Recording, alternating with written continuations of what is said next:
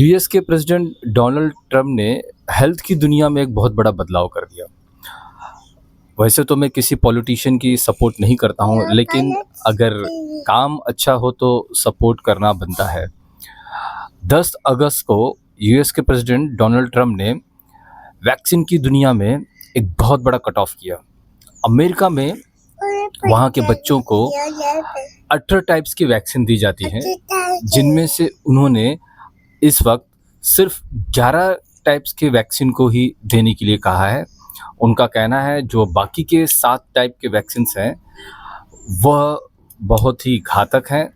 वह वहाँ के बच्चों को अनवांटेड बिना कारण के दिए जा रहे हैं और वहाँ पे लगभग वहाँ पे नहीं, सारी दुनिया में उसके कारण जो वैक्सीन्स हैं अनवांटेड दिए जा रहे हैं, ऑटिज़म जैसी बीमारियाँ फैल रही हैं।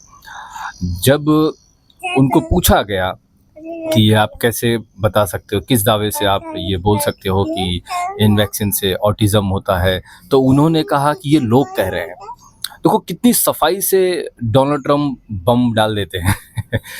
उन्होंने कहा ये लोग कह रहे हैं, तो ये सच बात है। यूएस की जनता कई सालों से प्रोटेस्ट कर रही है इस बारे में कि यह जो वैक्सीन है वह उनके बच्चों के लिए काफ़ी घातक है। और कई रिसर्च पेपर भी उन्होंने दिए हैं गवर्नमेंट के सामने। ना कि सिर्फ वहाँ की जनता, वहाँ के कई डॉक्टर्स भी उन्होंने ये भी दावा किया है। तो ये हैं वो 18 टाइप के वैक्सीन्स जो कंपल्सरी किए गए थे पहले वहाँ के बच्चों को, अगर स्कूल वगैरह में ऐसे सब बहुत कंपल्सरी था।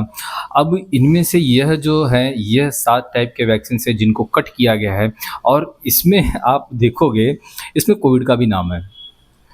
सो रिसेंटली कोविड के बारे में जितने भी सवाल उठे थे हमारे देश में भी कोविड के वैक्सीन के बारे में, अब वहाँ की गवर्नमेंट, अमेरिका की गवर्नमेंट कोविड वैक्सीन को मना कर रही है। तो मतलब सोचने वाली बात है, जो 7 वैक्सीन है वो तो मना कर ही रही है, साथ में ये कोविड वाला भी जो है वो भी मना कर रही है।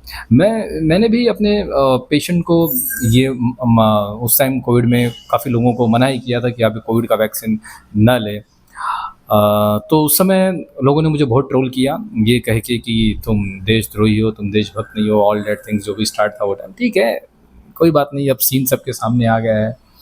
खैर बहुत सारे रिसर्च भी हुए हैं। फार्मा कंपनियां जो हैं, जो वैक्सीन बनाती हैं, उनका दावा है कि ऐसा कुछ नहीं होता है। लेकिन डोनाल्ड ट्रम्प ने फिर एक बात बोली कि पहले तो लोग वैक्सीन बहुत कम इस्तेमाल किया करते थे, बहुत कम वैक्सीन दी जाती थी बच्चों को, अब धीरे धीरे ये वैक्सीन की लिस्ट क्यों बढ़ रही है और वैक्सीन की लिस्ट के साथ में ऑटिज़म का केस भी बढ़ रहा है। खैर हमारे देश में कोविड-19 के बाद में वैक्सीन के ऊपर सवाल उठे।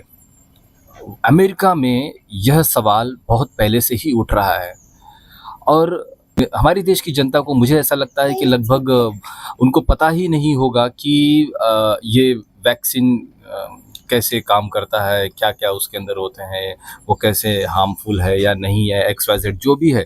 क्यों? क्योंकि हमारे देश की जनता बहुत भोली है और हमारे देश के नेताओं को भी ये सोचना चाहिए, ये कदम उठाना चाहिए, उनको जनता की आवाज़ सुननी चाहिए, जैसे कि अमेरिका के प्रेसिडेंट यूएस ट्रम्प ने वहाँ की जनता की आवाज़ सुनी और वैक्सीन में कट ऑफ किया। अच्छा, ये है हमारे देश में ये लिस्ट है वैक्सीन की।